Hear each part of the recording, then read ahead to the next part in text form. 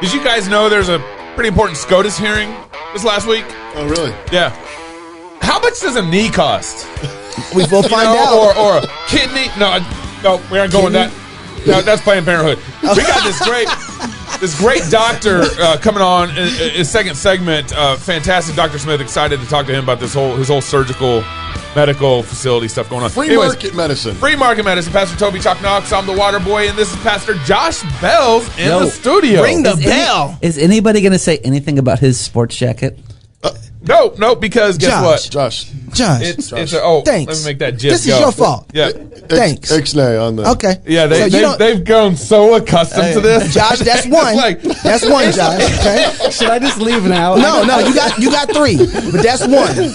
It's Christmas. It's the first Sunday in December, and I always put the jacket on the first Sunday in December. Gabe. Yeah. We noticed. So, Merry Christmas, man. It's good. It's good. Okay. I look good in green and red.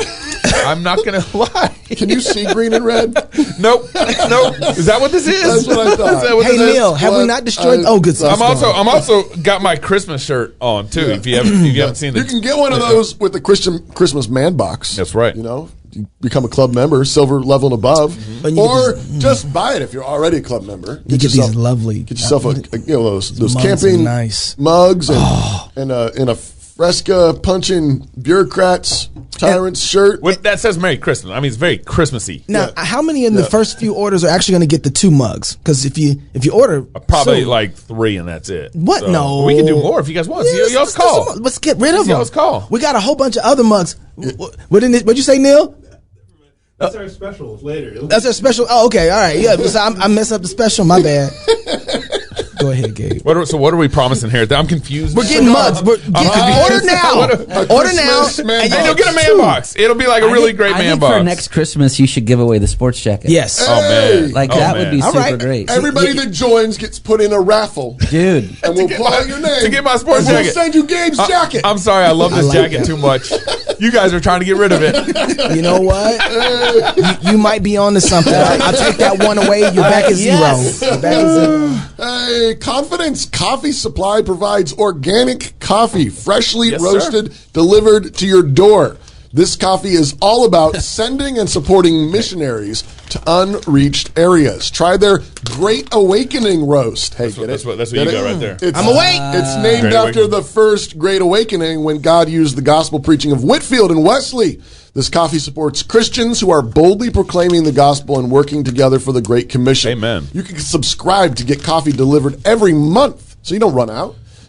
Use promo code COFFEE, end quote, and get half off your first bag of coffee. Coffee that goes to building Christ's kingdom to the ends of the earth. ConfidenceCoffeeSupply.com. I just want to say You did sneak it in. this is lovely. We sell coffee, and we actually have sponsors who also sell coffee. Yeah. It just shows you Baptists we can get along with you guys. Oh, what's up now? I'm just saying. What's up now? We're ecumenical Presbyterian. Absolutely. Why are you being so mean to the Baptists? I'm not. I was loving. I'm saying we can get. They're mean to us. Are you saying they're cranky? No, I'm saying that we can't be members at their churches. Oh. All right, so they're John Bunyan had an open communion policy. Yeah.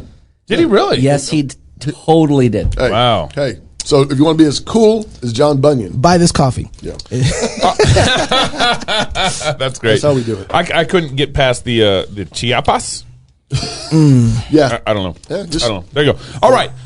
So the watershed SCOTUS hearing in Mississippi, Dobbs, Jackson, case happened this past week. I covered a little bit on my water break on Thursday. I had a good lawyer to kind of talk through it all. While the hearing was happening, though, feminists were in the streets taking abortion pills.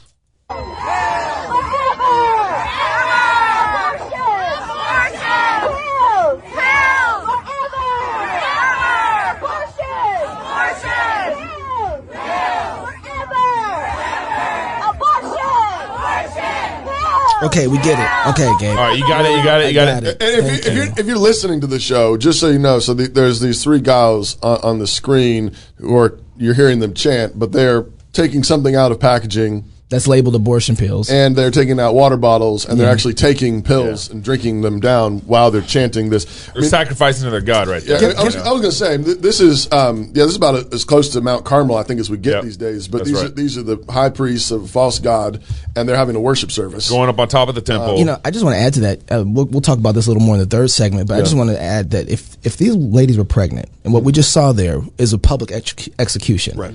Yeah. Public executions, regardless of how you feel about them, are inescapable. Yep. They are going to happen, and what we're just watching is a public execution. And so long as abortion is legal, we will have those. And I'm sorry, guys, I got to play two awful videos in a row. Here's another. I don't think you're sorry. Here's another one from Whoopi. Do any of you men have any eggs or the possibility of carrying a fetus? How dare you talk about what a fetus wants? You have no idea. Now, I'm fine if you disagree with abortion. I have no problem with that. My problem comes when you tell me what I need to do with my doctor and my family. How dare you? How dare you? How dare you? Wait, first off, how does she know I don't have eggs? Right, that's transphobic there. That's super transphobic. She should be canceled for that. Right. Like, seriously. Is J.K. Rowling, has she been canceled for anything less than what Whoopi just that's said? right. No, that's exactly right. Second off, is how does she know what a fetus wants? Right. Well, you know. I bet if the fetus had a choice, the baby had a choice, it'd be like, please don't murder me. Like, if you're really gonna say what the fetus wants, right? Well, and there's don't murder me. Go ahead, Pastor. Fetus is the new black, apparently. Yeah. Well, it's the new slave class. Right? Why are you gonna tell me to do what to do with my property? Yeah. So how many people did it take to make the baby? That's true. So why is she excluding the man from the process? Right. You don't get a baby, and just metaphysically, the way the guys designed the world, right? Woman was made for who? Man. Okay. Yeah. Let's just so you understand how this is supposed to work. Right. But that's patriarchal. She's creating a false dichotomy argument. This is not a false. No. Eggs don't make babies. They don't make babies, right? That's you need good, both of these, and so you don't get to make the man go away. Yeah. And the last point before we move on. So Whoopi's problem is that you shouldn't tell her and her doctor what to do. But she doesn't have a problem with forced vax right now. Right. I mean, like, just in 25 seconds, all the contradictions that she went through right here. That reminds me, this is like the spirit of Whoopi kind of did enter into the SCOTUS hearing a little bit. No more ghosts. I've seen enough ghosts for my whole life. As some of the arguments kind of just went insane. But this is Joy Reid introducing, I think, one of the most insane arguments that Kavanaugh and the pro-life lawyer kind of agreed with. As I understand it, you're arguing that the Constitution's silent and therefore neutral on the question of abortion. In other words, that the Constitution's neither pro-life nor pro-choice on the question of abortion, but leaves the issue for the people of the states or perhaps Congress to resolve in the democratic process. Is that accurate? Right. We're saying it's left to the people, Your Honor.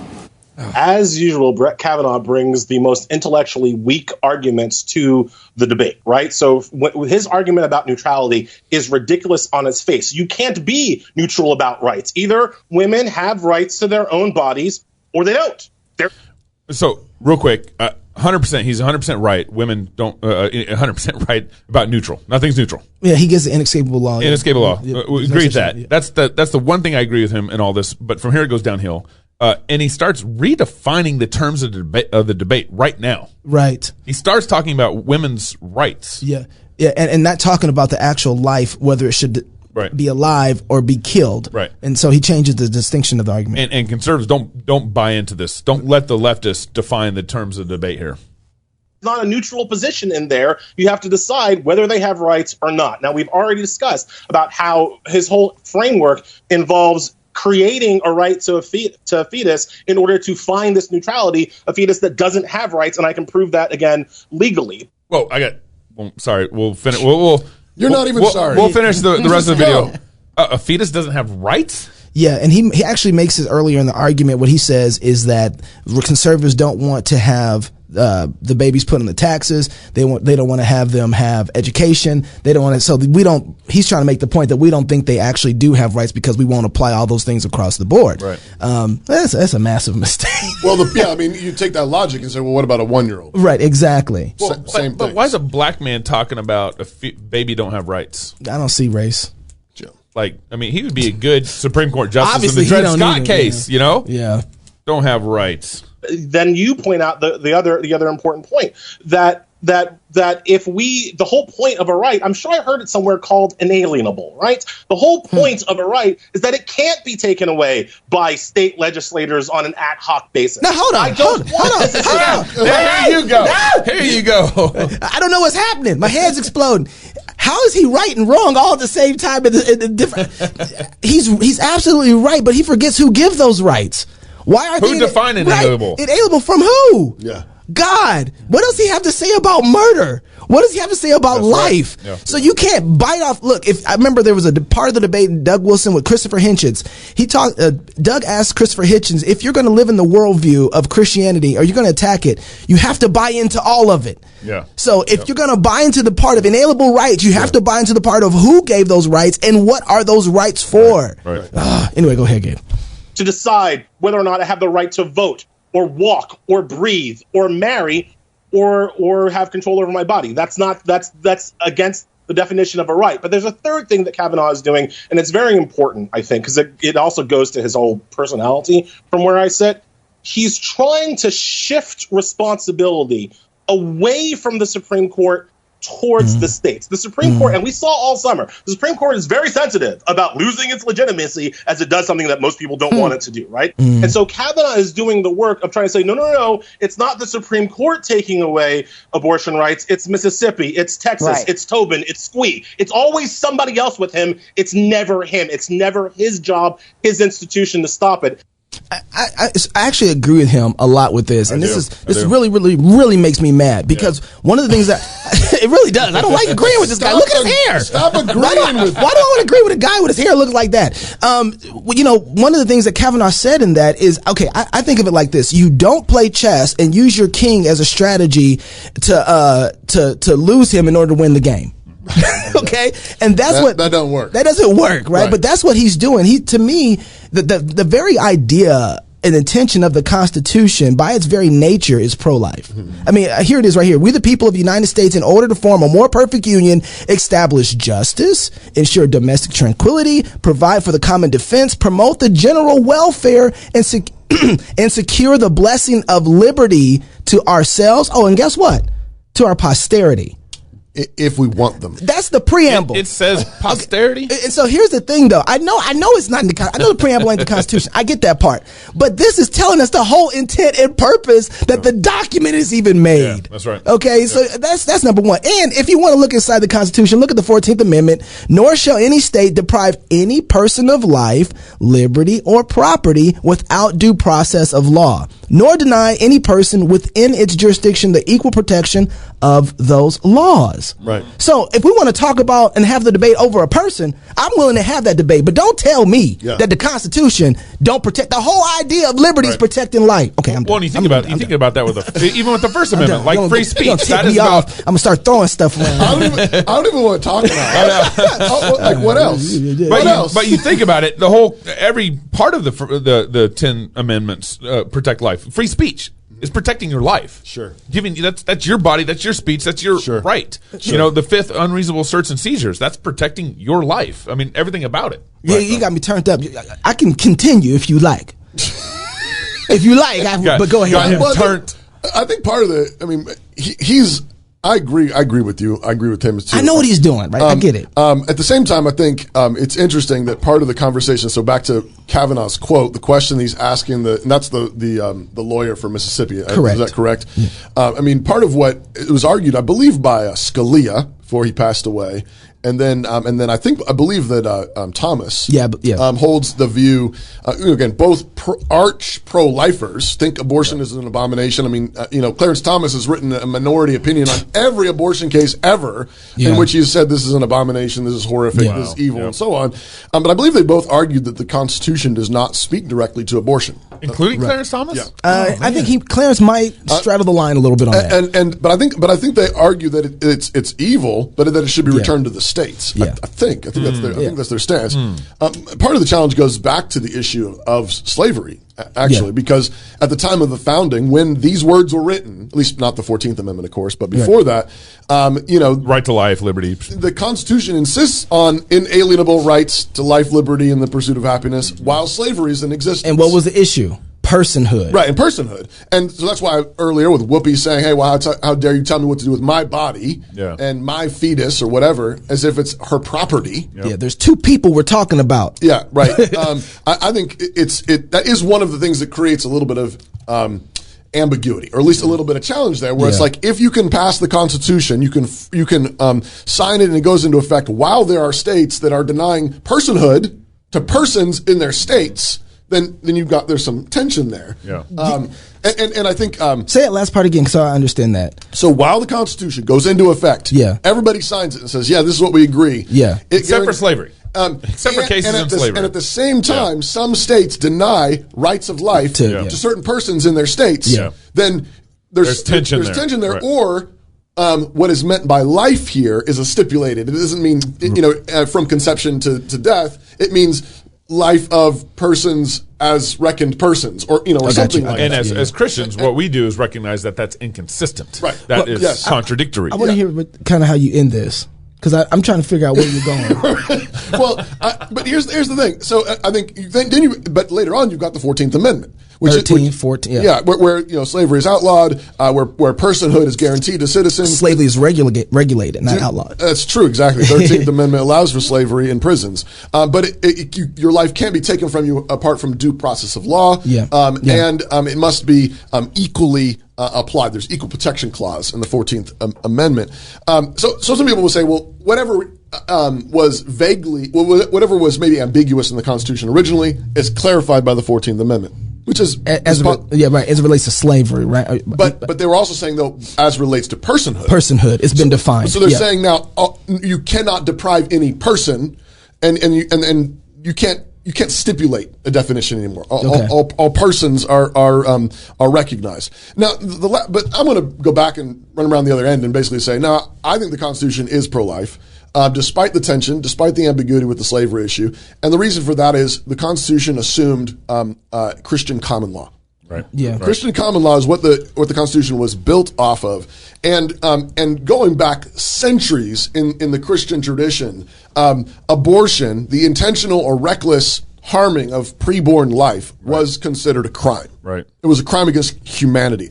And I don't think the founders of our country could have conceived of the kind of bloodthirsty paganism that has emerged with women chanting that abortion pills are essential to their freedom and taking them, doing public executions. Right. So I think it is a pro-life document. I think the right thing to do would be for the Supreme Court to reverse Roe and just say they were absolutely wrong, just like with Dred Scott. Right. Individuals have the right to freedom and to protection of their lives from conception on. Period. Yeah. Full stop. I'm afraid that's not what they're going to do. They're going to split the fetus. Wow. Oh, that's I think what they're going to do. I think that's where their decision's going. References to Solomon for 300. That would not be wise at all. But I mean, I do think that there's going to be a temptation, and I think what they might do is a very narrow ruling, where what they do is they actually uphold the Mississippi law. Yeah. They let the Mississippi law stand without touching anything else. Yeah. And then basically what they're doing is just sort of very, very slightly expanding the definition of viability, which is what the standard has been since. That would be cowardly. It would be absolutely cowardly. Yep. And while I'm generally good with incremental, like reformation, I think that would be a bad increment. I would honestly rather them reject the Mississippi law and make it clear than make it sort of ambiguous and hand a little tiny cookie. To the pro-lifers. I think that would be unhelpful. But I think let's not forget, this giant's going to fall. It is falling. This giant is going to fall. Falling. You can't be chanting that. It's going to turn into a clown car first. Yeah, but it's going down because Christ owns this place. Amen to that. Dr. Keith Smith was coming up next. He's going to sell you an elbow, maybe a knee. Repaired, of course. More Cross Politics coming up next. You don't want to miss this interview. Hi, I'm Robert Borton, CEO of Classical Conversations. Our most precious commodity is time. No one has ever lied on their deathbed wishing they had spent more time making money. They all wish they had spent more time creating a legacy. Our modern education system steals that legacy, steals that time from our children. That's why I'm passionate about homeschooling. That's why at Classical Conversations, we want to give you more time to create that legacy, follow your passions, and glorify God. Visit classicalconversations.com for more information.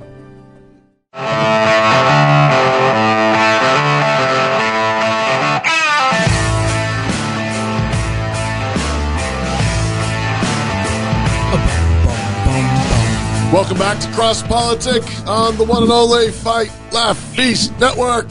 Did you know that more than 75% of those raised in evangelical, Presbyterian, and Reformed churches don't pursue any kind of Christian higher education? I want to know where they get that stat from. Surprising, isn't it? Cornerstone Work and Worldview Institute is seeking to provide new, exciting, and affordable options for Christians. Their mission is to build kingdom culture in the workplace by equipping students in a Trinitarian worldview and vocational competencies. Imagine that, all those things together. Our low-cost, full-time program offers integrative course modules, internships, and mentoring so our students can finish debt-free with vocational preparation, a robust faith, and financial potential to build strong, godly families and homes rooted in their communities and churches long term. The program is offered face-to-face in beautiful Southern Illinois or remotely anywhere you are. Visit their website at www.cornerstonework.org to find out more about enrolling.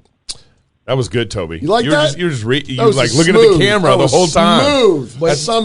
Way to blow that guy. We're just working on new technology here in the studio. I was just impressed. Hey, we're thankful to have with us on the show Dr. Keith Smith. Dr. Keith Smith is a board-certified anesthesiologist in private practice since 1990. In 1997, he co-founded the Surgery Center of Oklahoma, an outpatient surgery center in Oklahoma City, Oklahoma, owned by over 40 of the top physicians and surgeons. It's in central Oklahoma. Dr. Smith serves as the medical director, CEO, and managing partner while maintaining an active anesthesia practice. In 2009, Dr. Smith launched a website displaying all-inclusive pricing for various surgical procedures, a move that has gained him and the facility national, even international attention. He must have got that pricing from Planned Parenthood or something. What? No, they sell body parts. Man. He repairs them. They sell body parts. Right. Okay, He that's right. repairs them. All right. Yes. Many Canadians and uninsured Americans have been treated at his facility, taking advantage of the low and transparent pricing available. His most recent effort is the launch of the Free Market Medical Association, which provides a platform where those seeking to obtain high quality and affordable health care can find free market-minded providers, both physicians and facilities. Dr. Smith's revolutionary approach, like going back to the Revolutionary War, to the pricing of health care and uncompromising free market principles, has brought him on all kinds of shows and interviews, and now he's on Cross Politic. Dr. Smith, thanks for joining us on Cross Politic. Thanks for having me. So where did this idea come from? Where did this originate? I said the Revolutionary War, but maybe it was even before that. Well, I'm a free market guy, and I just thought, why in the world shouldn't everyone in my industry say, this is what I do and this is what I charge for it, and have the market judge them either harshly or favorably? I mean, every other industry has to obey that market discipline. Yeah. We had been involved in this medical industry as anesthesiologists. Dr. Steve Lantier and I, were part of the cartel, enabling hospitals in their financial homicide of patients. We just knew it wasn't right. Yeah. And so, as a proponent of the free market, I felt like, to be philosophically and ethically consistent, I needed to obey the same discipline all of my friends who were in other industries had to obey. So in 2009, I just put all of our prices online. I knew that there were a lot of things wrong with the way the industry worked, and saying here's what we do and here's what we charge for it might help expose some of the mercenaries and thieves in the industry, and I'd argue that has been successful. So that's my next question, Dr. Smith. So you started, you put your prices online in 2009. You've been going for 12 years at that now. What's the fallout been? Has it been successful? Yeah, it's been wildly successful. I like to tell everyone that right after I launched the website, there were many things that happened that were that I did not forecast. The most radical of which was that the Canadians were the first patients to arrive. Whoa! Wow. Of course they are. Yeah, I mean they all have coverage, whatever the heck that means, but they just don't. They don't have access to the care that so many of them require. So, we met Canadians who. We could do a whole nother interview on this that would inexplicably defend the system that had chased them all the way to Oklahoma. So wow. I learned call that Stockholm syndrome.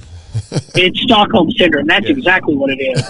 So I learned to never have that conversation with a Canadian and just to give them the care that otherwise they've been denied. Wow. But it's been a wild success. We've treated patients from all 50 states now. On many days, I'll walk through pre-op and introduce myself to all the patients, and there might be one patient from Oklahoma. There might not be one patient from Oklahoma. Okay. So it's a movement that's been very successful. There are others that have copied us, and that is vindicating. And perhaps the most exciting thing is the price gougers, the mercenaries out there, are feeling the heat. They're feeling this market pressure, particularly in the Oklahoma City area, and they are starting to step up to the plate. We receive requests for procedures we can't appropriately perform in our outpatient procedure that are strictly inpatient procedures. Okay. And it is commonplace now. I'll reach out to a hospital administrator and ask them, do you want to help this patient from Florida who otherwise is facing bankruptcy? And they come up with good pricing, and I bundle it all up and quote the patient or their self-funded employer a price. Mm-hmm. And these people travel to Oklahoma and receive their care at price gouging hospitals that tried to put me out of business when I first launched this website. So everybody's kind of coming around and feeling the heat. And that's what the market does. It makes everybody behave, or it crushes them. So it's very exciting. I'm optimistic. That's great. So you use the term financial homicide when you're talking about, define that. Describe what are the hospitals doing where that's such a strong verbiage that you're using. Well, when we launched our website, our prices were created de novo. I just asked the surgeon, how much do you want for a tonsillectomy, for gallbladder removal? And as an anesthesiologist, I billed for my time. I had to come up with a fee per hour that I thought was reasonable and fair, and that the market would support. And in the surgery center, I price our service based on time and materials, just like anybody else would in a business. And so when I came up with these prices de novo, I had no idea where I really stood in the grand scheme of things. But it turned out that these so-called not-for-profit hospitals were charging patients 10 times what I posted online. Wow! And they would break people's kneecaps to get it. So the worst thing, though, is not that they charge so much; it's that none of these charges are revealed to patients ahead of time. So, somebody receives a bill after they receive the service with no idea that they are going to be plunged into bankruptcy. And so I told my friend Tony Dale, who runs the cost-sharing ministry Sedera, one time that I realized I was part of a team of financial serial killers. And so when I say financial homicide, I mean people's lives and their financial situations been destroyed countless times. And there's some real heroes out there that are helping with this. One is my friend Marty McCary at Johns Hopkins, who has just gone on a mission to help patients that are in that situation.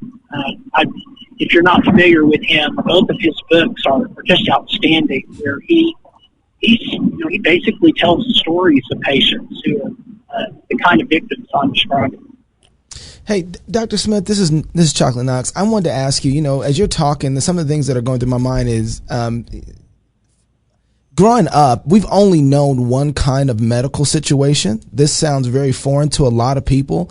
And so when you start talking about, I'm looking at your website right now, I'm looking at Achilles repair is $5,730. and I didn't even know that's how much my Achilles was worth. I mean, I'm going on your site and there's nothing I've seen that's over 10K, just scrolling quickly through everything. Everything it's amazing how affordable this is. How much is ibuprofen that you're?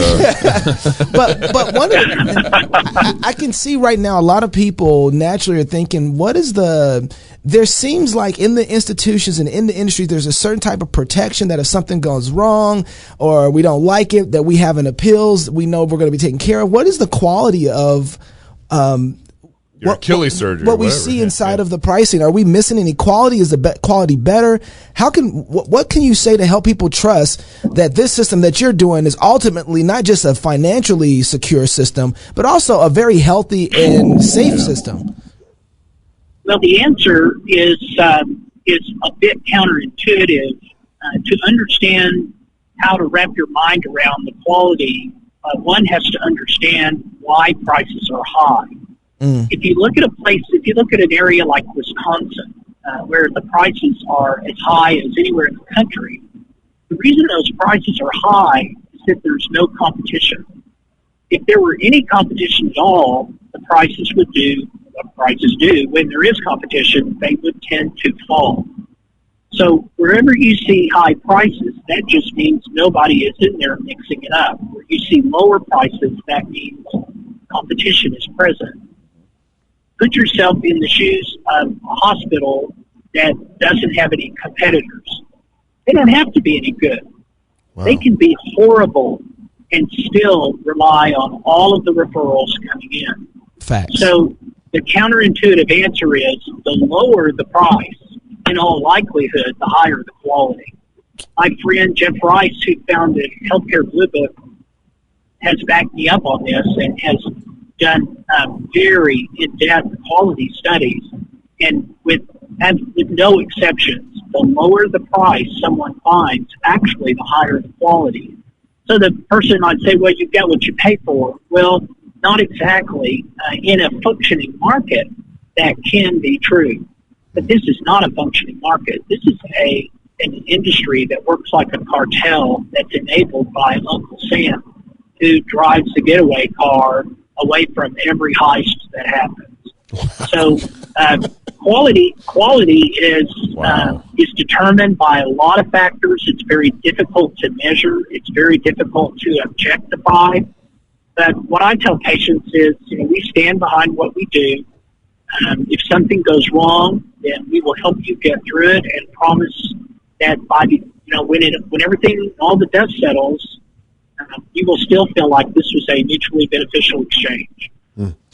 I suggest everybody goes to the website, surgerycenterok.com. This is amazing. I'm looking at prices for it. I finally found something that was over 10K. It was a breast reconstruction surgery.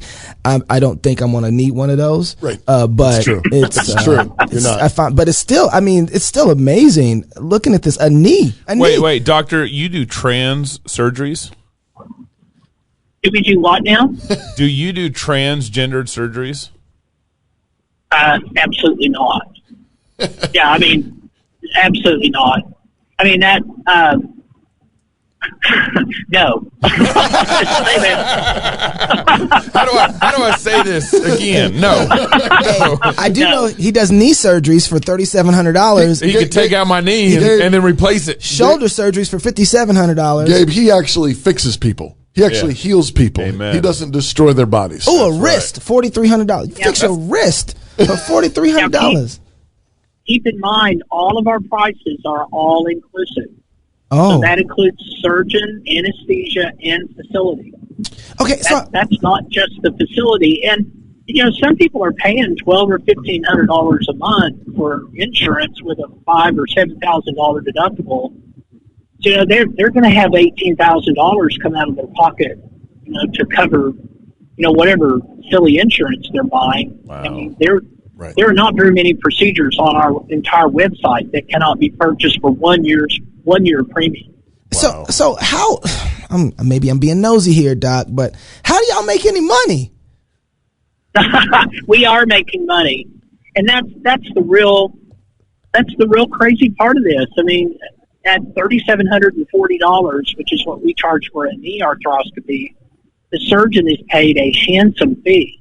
In fact, on all of our fees, the surgeons are paid more than any of the insurance companies typically pay them. Oh, wow. But I'm just here to tell you, we have not raised, I'm going to say we've raised 5 prices since I started quoting over the phone in 1997. Wow. So all of the prices are exactly the same, with just a handful of exceptions. They're all the same. Wow. As what I quoted over the phone in 1997, and of course the same as what we posted online in 2009. I've lowered quite a few. Wow. So there are several prices we've lowered. So I mean, the cost of our supplies is going up thanks to the Federal Reserve and the government just not being able to spend money they don't have. Right. But I'm considering for the very first time this coming October a generalized price increase because of supplies going up, but I haven't done it for 25 years. Oh, my goodness. So Doc, I'm sorry, Gabe. Yeah, so you guys remember a long time ago we had this doctor on from actually southern Idaho. Right. He wrote a book on kind of the financial shift in what's happened in our medical world over the last 30 years. And I believe back in kind of speaking of like net present value dollars, back in like the 70s, it would cost, or 60s, it would cost about $500 to $800 to have a baby in the hospital. Okay. And now it costs, $10 to $15,000 to $18,000 to have a baby. If you eat the steak that they bring you to in the hospital. Right. Net present comparing. Right. Saying, so all right, if we're using the same dollar value in 60s, 70s, it was about $800 to have a baby in the hospital. Now it costs $18,000. What your surgical center has effectively done has reversed that trend. So I think the hospital costs have basically gone up over was it like 1,500% since the 70s, and so hospital costs keep going up and up, and your surgical center's not going up and up. Why is that happening? Well, let's be careful to distinguish between price and cost. Right. Because what hospitals are charging is what, frankly, they can get away with. Wow. What it costs them to take care of patients is not significantly different. Wow. But for all of the bashing that the price gougers deserve, whether it's Big Pharma, whether it's the hospitals, the insurance companies, they all deserve to be bashed. But it's so important to remember none of these scams is possible without the enabling of the federal government. The real evil player in this whole thing is Uncle Sam. And like I said, he gets a commission on every one of these heists because these people have paid for these favors at an auction in D.C. Not with our interests in mind. So just be careful to distinguish between what it actually costs the hospital versus what they're charging for it. What they're charging for it is obscene. Keith, can you connect the dots that what you just said there about paying high prices at an auction in Washington, D.C.? How is it that these hospitals are, how is Uncle Sam getting this cut? Well, keep in mind the medical lobby is larger than all of the other lobbies combined, including defense. Wow. So there is so much money that is passed around in D.C. That, the legislators, whose bread I eat, his song I sing. They're being paid to do what they're told. Wow. This is a gigantic lobby, and they get what they want. And they get what they want through Medicare rates. They get what they want through these schemes that help them maintain the fiction of their not-for-profit status, where they have these $100,000 charges that an insurance company reduces down to $20,000, and so they claim they lost $80,000. Right. That's how they red ink. That's how they red ink and paper over all the money they're making. Right. And at the same time, the hospitals say they're going broke. Somehow they come up with money for Super Bowl ads and buying physician practices and buying out competitors. And there's yeah, there's a crane in front of every emergency room that's supposedly bankrupting them. I mean, who builds on to their loss leader? So when you pick through all the lies, you realize they've paid a lot of money at what is just simply an auction, the political process that allows these people to clean our clock. SurgeryCenterOK.com. I hope you go to it. I hope you tell everybody about it. Keith, one last question before we go. We're a political show, Christian political show. I want to know, what is the legislation right now that you're looking at, that you're paying attention to, that could have massive effects on what you do? Well, the government has decided that, and the legislators have decided it's politically correct and wonderful to get involved in the price transparency movement. And the thing you should worry most about is when somebody from the government says they're coming to help you. Right. Amen. So as the government gets more involved with mandates of all kinds, including mandating price transparency, I think people should grab their wallet and be very, very skeptical. That will not turn out well. Whenever the government attempts to hamstring the free market, that's always worrisome. But I frankly worry more when somebody tells me they want to help out. Wow. Yeah. Wow. Keith Smith, Doctor, thank you so much for joining us on Cross Politics. SurgeryCenterOK.com. Get on there. Find you a knee for Christmas. This is Cross Politics. More coming up next. I got two knees. You might need another one. Don't hurt to have one in the freezer, you know what I'm saying? What can you do to help encourage your family's purity in this digital age? Introducing Accountable to You, software for all of the major operating systems that facilitates openness, transparency, and integrity between individuals and families through comprehensive, easy-to-read reporting. How does it work?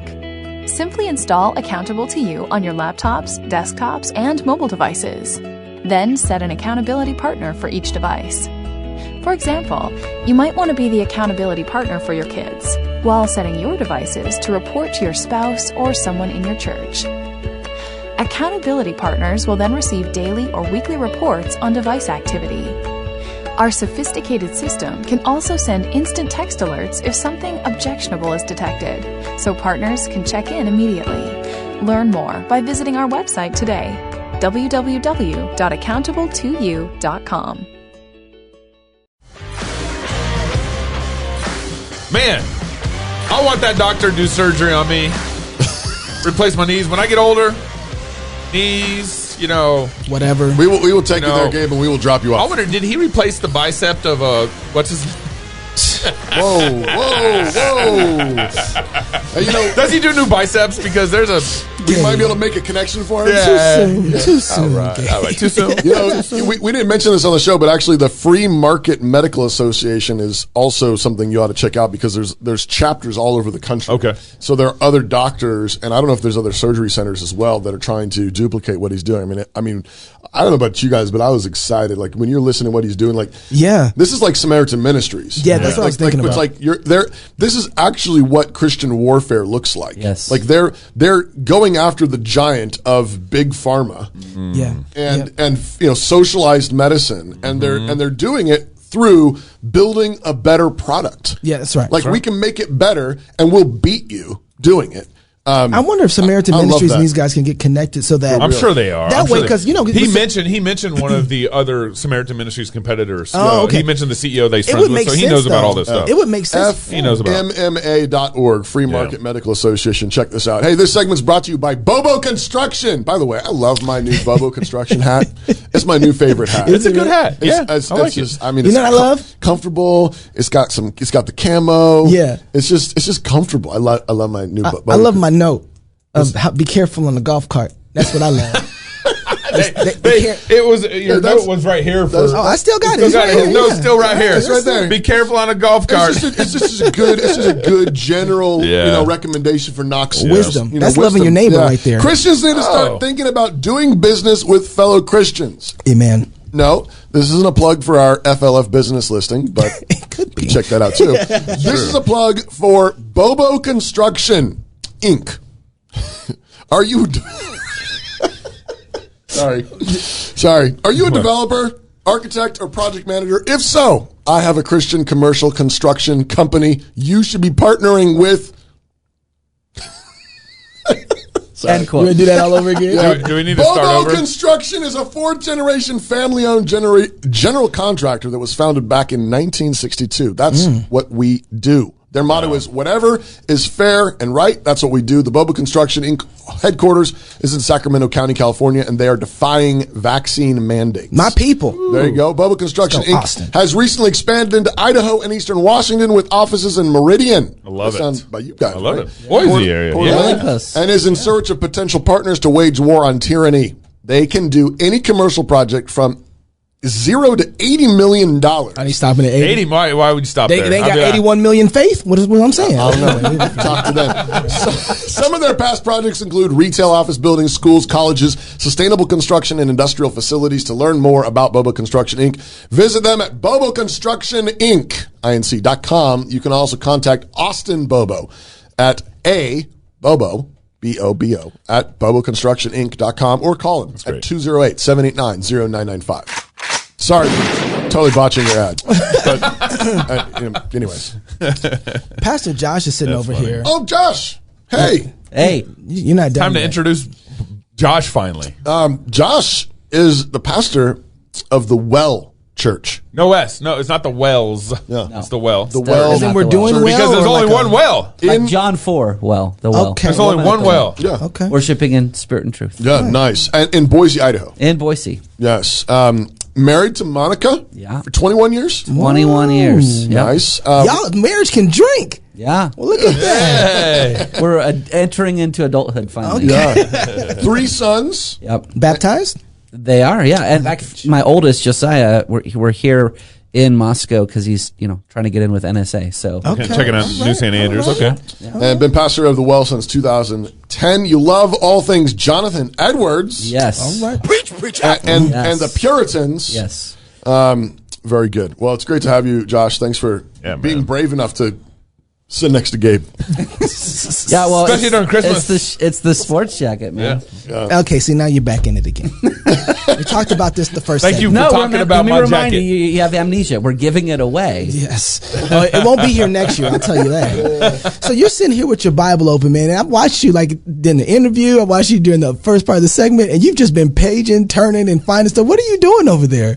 Well, when we were watching that segment on the women eating the abortion pills, that verse in Proverbs 8 where the pre-incarnate Christ says, all who hate me love death. Yeah. I'm just worshiping death. I mean, is there any more evidence that you need that we live in a culture of death and hatred of God than that right there? I mean, that was sick. That was Yeah. execution. And then you got that piece of paper was blank when you walked in here. Well, it was only half blank. He was writing his sermon. Yeah. Are you really? You better. No. Are you that bored that you need to write a sermon? No. I want to start here. I want to ask you. So, are you pro or anti-death penalty? Where are you at? The Bible is very clear on this issue in Genesis 9. Okay. I think it's unequivocal. So do you think, we want to talk about this, but do you think that when some of the people make the argument from, well, in the New Testament with the gospel, Jesus kind of erases everything in the Old Testament? Yes. No, I don't hold that. So you and Andy Stanley going to have it out as soon as y'all see each other. That's right, yeah. I don't believe in unhitching the Old Testament from the New. And so the reason I'm asking, the reason I want to talk about this is that this past week, I think it was Monday, I was on Jason Whitlock's show. We're talking about the Darrell Brooks situation. And usually I'm aware enough to know. Is Darrell Brooks the name of the SUV that drove in? I think it was Dodge. They don't want that to be today. But anyway, that's right, for real. The car that. So if you don't remember, Darrell Brooks was the guy in Waukesha who actually drove his SUV through a Christmas parade, killed 6 people, grandmothers, children, and wounded over 40 people. Right. And what was it, the week before? And the week before, he had tried to run over his girlfriend. Yes, his girlfriend, and he beat her. Yeah. He beat her and tried to run over her. And so I had just, for the most part, I'm aware of where I'm at. I try not to unintentionally step on people's toes. You don't want to poke somebody in the eye, unintentionally. Yeah, what is it? I can't remember who says it, but a gentleman doesn't unintentionally offend someone. Yeah, he intentionally does it. Yeah, right. And I unintentionally stepped on some toes, and I didn't know that I did. When I said that I thought Darrell Brooks should actually have the death penalty way before now, and he wouldn't have harmed all the people that he currently harmed. Right. And I said it twice, and Jason kind of said, I'm not a death penalty guy because we make so many mistakes with actually killing innocent folks. So I don't want to take that risk. Why should I become a pro death penalty guy? But I'll tell you what I said later. My point is that I didn't know, and I had to go do a little more research, how little conservatives or Christians are even anti-death penalty. And I just assumed, that of course we're pro-death penalty because that's what God says in his word to be. Right. And I was so it began to make me think, it's starting to make sense now why we have the abortion stuff that we have in such rapid stages. Yeah. And why we have Darrell Brooks, and why we have the social justice movement, and why we have our cities burning down. Because if you don't have a strong conviction on the word of God when he tells you to do something, like implement the death penalty so that wicked men will fear a righteous ruler and suppress wickedness, it literally suppresses it. And it removes the effect of judgment from your land. Right. So your land actually gets tainted with blood guilt, because you don't execute people who take human life. How ironic that we live in a culture where evangelicals at large are quoting Romans 13 in order to, that's right, implement tyranny. It's a foam sword. And that's where I was going. Like, what sword is Caesar using here? It's a foam sword. Yeah. I mean, what is he supposed to do with that sword? That's right. Just lightly tap people on the shoulder and say, we're knighting people. Yeah, right. No. Well, and I was trying to figure out, so I was doing a little research trying to figure out, okay, if it's true that the death penalty that God requires us to, there's, I think I was reading through it. When I looked at murders in America, I can't remember. Gabe, do you have that sheet? Pull up. Yeah. Because I know you're looking at a verse. But right. The person who made me think through this a little clearer was Jared Longshore. Okay. And Jared Longshore made a point that if you look at the amount of murders we have in America. Now, this is really interesting because the death penalty just isn't over murder. The death penalty can actually be over striking your parents, right? Like biblically. The death penalty can be over rape, right? Right. Incest. The death penalty can be over man-stealing. Exactly. Sex with animals. Leviticus 18. Capital punishment, death penalty, is only required in first-degree murder. Right. That's when it's required by God. Right. But it is a maximum penalty for other crimes. Absolutely. And I would even say, I would say Leviticus 18 is one of those. Other crimes? No, is mandatory. You don't get to have sex with animals. Anybody who's going to that point having sex with animals, they are bad for your society, right? Anyway, so I start. Go, are you gonna say it? I'll let you have it. I already. You aren't gonna argue about that. I already said what I thought. Yeah, but so as you look, I was looking at this, and since 1973 up until now, we have only put to death 15,050 or 60 murderers. Mm-hmm. Now, this is just dealing with murder. This is not dealing with, I would put to death a man who decides to take the virginity of a woman and rape her. He deserves to have the death penalty, mm-hmm. right? That's just, we're not even putting in rapes in this category. Mm-hmm. This is just murders. But we've had, what's the number? So since 1973, all the way up to now, 1,500 people have been put to death by the government through execution. Yep. In our best day of doing that, 1999, we put to death that year 98 criminals. Okay, that was the most. The murderers. About 15,000 people were murdered in 1999, and the death penalty, only how many people received the death penalty? 98. So under 100. So we had 15,522 people that committed violent criminal crimes, murder. That's what we would murder. Uh-huh. And we only put to death 98. Wait But what's the rate? So this is just a chart describing the murder. Right. Yeah, it's not a chart regarding death penalty. Just those who've murdered. Okay. Or been murdered. So what was and is the death penalty rate tracking with this at all? Not even close. Okay. So it goes down after that. That is our best. 98 was what our best was, and after you in 1999, yes, that was our best. That was our best. So you're saying this is working? It's so what we have done is looks like it to me. Yeah, and it is working. I mean, the it is more people, more murderers we put to death, the less murderers we get. Well, you know what this does illustrate? That Hillary Clinton's super predator legislation worked. Right. Because that started in the 90s. Right. Bill Clinton, the super predator legislation started, and so 3 strikes you're out. That was the 3 strikes you're out. What actually happened is they ramped up slavery to reduce murders, and that's what did happen. But you also said we did more death penalties in that year. Last year we had an amazing amount of I think it jumped 20% in our homicides. I see that, up to 21,000. And so it went, and we, I think, hardly had any executions. Right. And that's because COVID worked so well. The shutdowns worked really good. Yeah. It's no wonder that, I can't remember exactly where this is in the Old Testament, but when I think it might be Numbers, because that's where we're at, Leviticus or Numbers, where God is going through and he's telling the refuge, the cities of refuge and the cities that are connected to each other, if there's a dead body somewhere between your land, the closest person to that dead body is the one who's required to find justice for that dead body. And if they don't find justice for that dead body, then the blood guilt will be on them.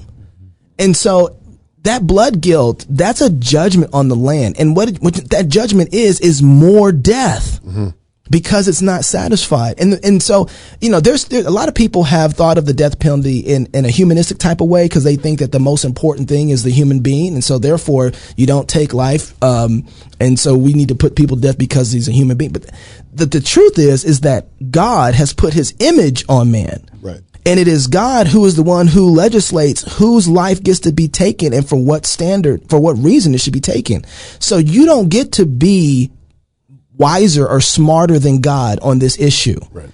And so, there's some of the things, one of the things I said with Jason when he said, well, how do you make sure you don't kill the wrong person? We need a whole rehaul of our criminal reform system. We just do. And not in a way where destroy the whole system.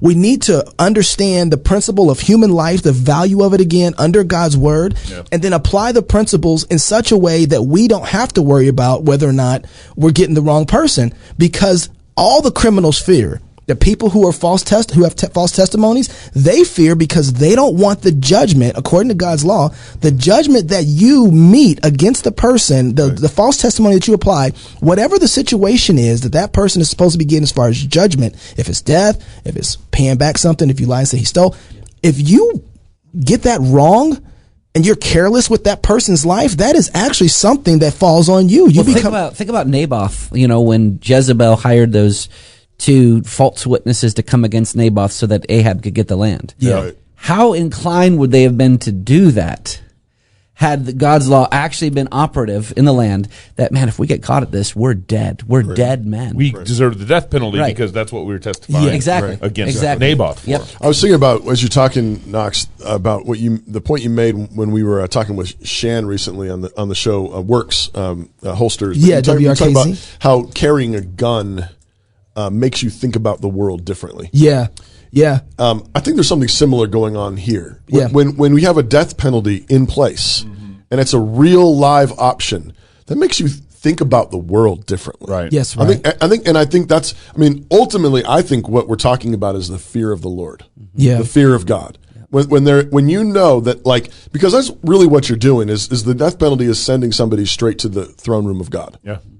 For God to deal with. Yes, God, you deal with this. Right. That's, I think there's something similar. I think it creates a kind of sobriety. There's this lethal power in the hand.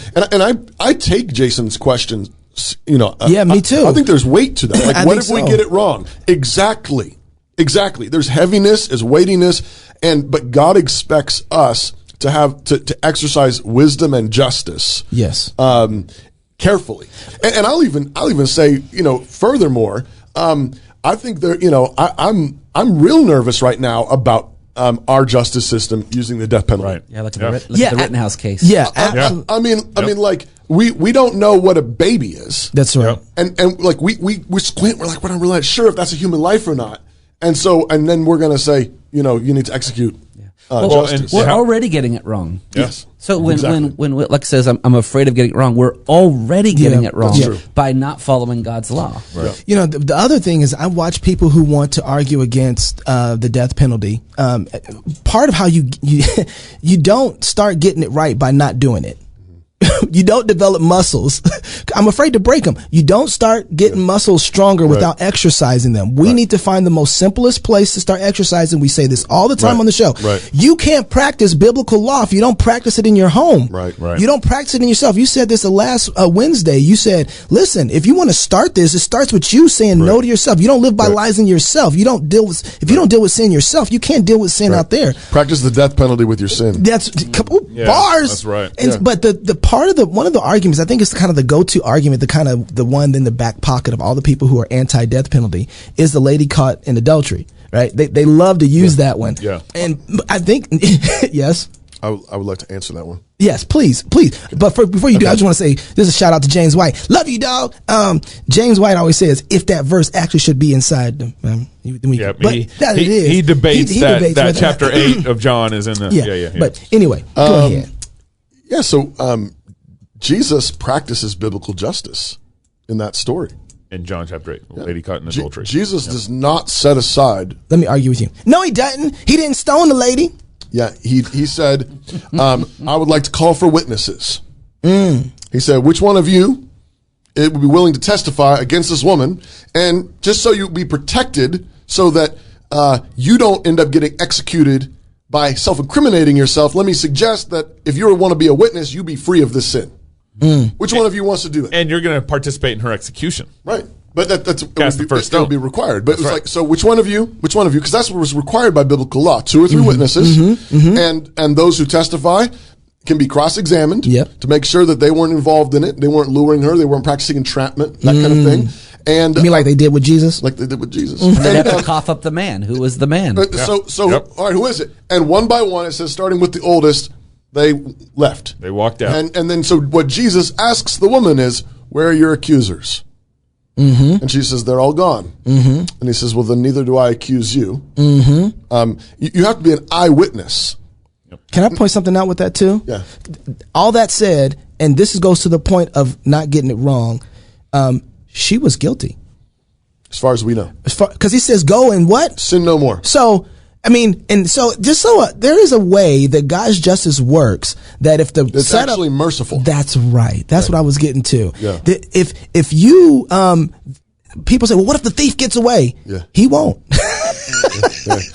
God will get him. You do all the things that you're supposed to do that God's required of you, and then there's a certain type of vengeance that is not inside the civil realm to operate that God takes care of. Right. And it happens so much, and so there is a person who is guilty, but because of what the law requires, she didn't have adultery by herself. Yeah. Right. But whatever the case is going. But it's also very possible that, they could have just brought her. Well, I'm just saying, I think there are oftentimes these women in these situations have been badly mistreated. I believe that. And she can be complicit in various ways, but the law actually does defend a woman in this situation. Yes. 2 or 3 witnesses. How are you going to get those witnesses? People who are involved in that act with her? That's right. Yeah. Well, even the circumstances in Deuteronomy, when the woman is caught sleeping with the man, it specifically says, well, if they're in the city. Yeah.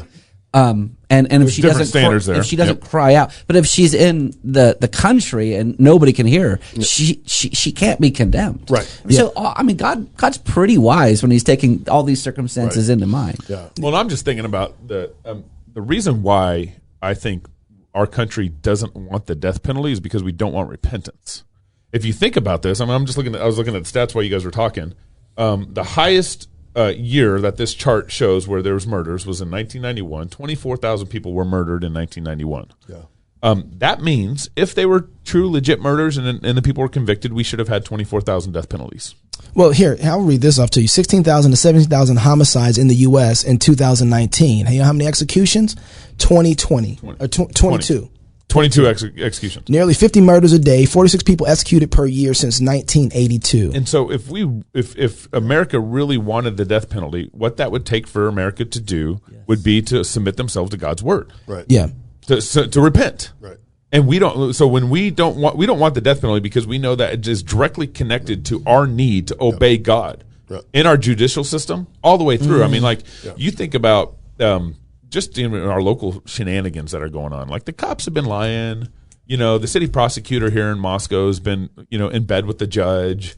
What's happening to us here kind of happened at Rittenhouse. Yep. Video evidence was hidden at Rittenhouse's trial. They didn't discover video evidence until the after everything was closed out, stuff like that.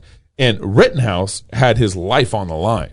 Right. You know, we have stickers on the line here in Moscow. We have nothing on the line. No, give it a second. It doesn't stop there. Well, they were threatening jail time to Nate's kids. Yeah. Oh, yeah. No. 100%. And all the misdemeanors all had jail time associated with it on my side and Nate's side. Yeah. And it was all corrupt. Yeah. It was all, so every point in our judicial system really is pretty messed up. But if we're going to go and make the stakes high with what justice really means in our country, right. That means everyone knows that means, we got to repent. I think it's even worse than that, though, Gabe, because I don't think it's that we don't have the death penalty. We have a death penalty. That's right. It's 60 million babies have been exexecuted in our country. Yeah. That's right. That's right. That's an inescapable concept. So I mean, it's not who's going to get the death penalty. Like anybody's like we need no death. Like it's death public execution is inescapable. Yeah. The other thing that I was thinking about is that now I know, and because I value life, getting it wrong really does matter, but there are places. We have to have the post in the ground of where our positions are. It doesn't mean that we start building the house there right away. Yeah. But those posts let us know which direction we're going and at what level we're building. Right. So people who are like, I really don't have a system idea on the death penalty, then you can't operate at all the way up here on this other side. You can't be, because you don't know where you're going. You can have the death penalty position while you work in the more simple things, right?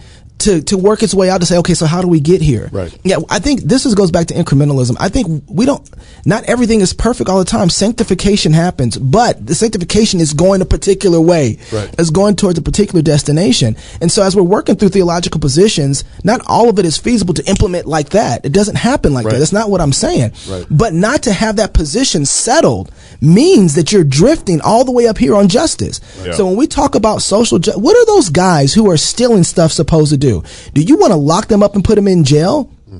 Why would you do that? Right. Why would you force the people who had stuff stolen from them to pay for this person's lifestyle in a cush prison? Right. Yeah. Why would you do that? That's not justice. And so I'm saying that you don't understand the lines and what justice does is restorative if you don't understand some of the basic principles of life and how to protect it. And so we're losing it all the way up on, which is why we can't deal with social justice issues right now. Right. Yeah, we have no standard. But to have restitution, you're getting at having restitution in our society. To have that, it means justice is really personal. Yes. The cops would have to work with that person. We'd have some sort of, society where you have like restitution officers or something like that, where they're overseeing, making sure restitution happens, and people are getting paid back. Well, I mean, we already have that. I'm working with right, but it makes it personal in the right kind of way that God wants justice to be personal. We're not repaying. There's no debt to society. That's right. It's not the state versus. Yeah, it's a debt that's repaid to a person, to Bob, or family, right, an individual. But I think this goes back to your point, Knox. I think it's the sort of thing that the reason why we don't know what to do at the big level is because we haven't practiced it at the small level. That's right. Yeah. We need to be practicing restitution and repentance at the family level and at the church level. I mean, 1 Corinthians 6, Paul says, why are you taking your brother and your sister to court? Don't you know that we will judge angels?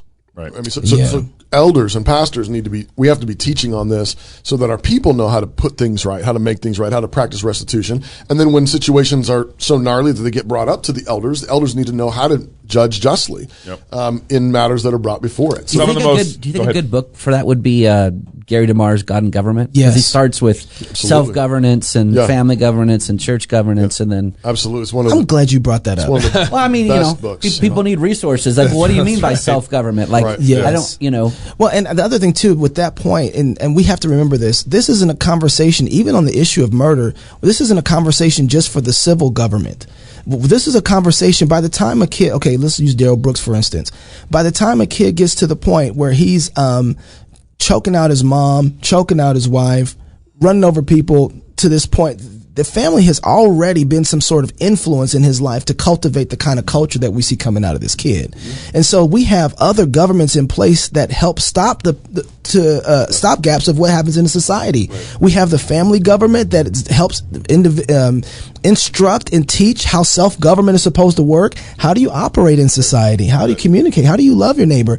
And then the church ultimately is also a disciplinary for the self-governing and the family, right, yeah, and to instruct the civil magistrate on what God requires of blood guilt, right? Some of the most impactful punishments in my life were restitution punishments that my dad handed down to me. So there you go.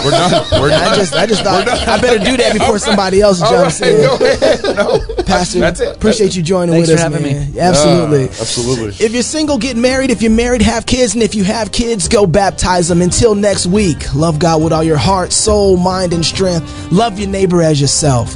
Go fight, laugh. Merry Christmas. And feast. Merry Christmas. This is Crust Politic. We're going to have a burning party for that. American colleges have become more hostile to the faith of young Christians than the beaches of Normandy were to the Allies. Literally.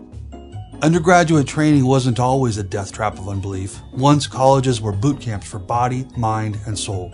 Now, most college students spend their days in tax-funded adult daycares with all the intellectual rigor of lazy rivers, safe spaces, and complimentary condoms. And in our recent COVID faux-apocalypse, those daycares became prisons almost overnight. Cover your face. Line up for your shot, stay in your room, but don't worry, the condoms were still complimentary. At New St. Andrews, you are not on vacation, you are not in daycare, and you won't be herded into a dorm. From week 1, you'll be treated like an adult. You're responsible for paying your own rent and developing your own grocery budget. Or going hungry. Get a shot, or don't. Mask up, or don't. Most of our students even work part-time jobs on top of the 40-hour class workload. It's part of the anti-fragile hustle and grind that distinguishes our graduates from the majority of their own generation, and that employers and graduate schools love.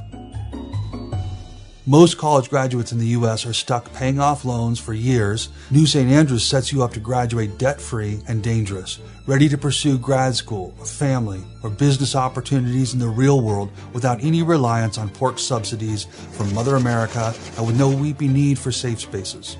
The real world isn't a cushy place. No one owes you success. You are entitled to exactly jack squat in this life. But rich or poor, unlike your face or your freedom, your job or your business, an education and the ability to think clearly can never be taken from you as long as you are still above ground. Not by petty tyrants or cowardly clergy, not by thoughtless mobs or lab coat megalomaniacs. At New St. Andrews College, you'll learn from teachers whose ideas equipped men and women to build Western civilization in the first place, and which will be used again to defend and rebuild what has been lost as the West has faltered into decay, losing her faith and her mind. Yes, most of our best teachers are dead. But our classical Christian liberal arts education is how we've been graduating thoughtful, articulate outlaws and leaders with spines for the last quarter century. The intellectual and theological bedrock beneath the Judeo-Christian West is what you'll study, engage with, write about, and own. It is what you will debate in class and present in public as you learn to live like forbidden fire, surrounded by the darkness of unbelief, manifesting God's truth, goodness, and beauty to all who live around you. Training like this can't happen over Zoom. At New St. Andrews, we believe whoever walks with the wise becomes wise, but a companion of real or virtual fools will suffer harm. Your peers shouldn't be your spiritual leaders. You should have a real flesh and blood in-person church for that. NSA is in the heart of downtown Moscow, Idaho, where you will witness men and women building Christendom on every corner. Where else are you going to be able to break bread in your professors' homes, debate great literature with them while their kids are playing, sing psalms while being arrested with them, catch turtles with them? No one comes to NSA to get lost in the crowd. You might be able to hide in a graduating class of thousands, but our classes are better measured in dozens. You will grow in this program or you will tap out. And when you finish, you'll be ready for life, in whatever moments and scenes and struggles God may have prepared for you. We are training students who worship and march and study and fellowship and sing and write and start businesses and raise kids that no one can mask, cancel, or bury. We follow the King of Kings, who knew the way through the mob and out of the grave. We fight to rebuild Christendom in the ruins, in our families, and in our businesses, in the cities where we live, in the countries where we go, in the congregations where we worship. Your mom may worry that Moscow, Idaho is many miles from home. She should worry more about how spiritually distant even a nearby godless campus is. After 4 years in a Christian community like ours, you will grow much closer to your family. Don't stay distant. Click the link today to schedule a visit to New St. Andrews College.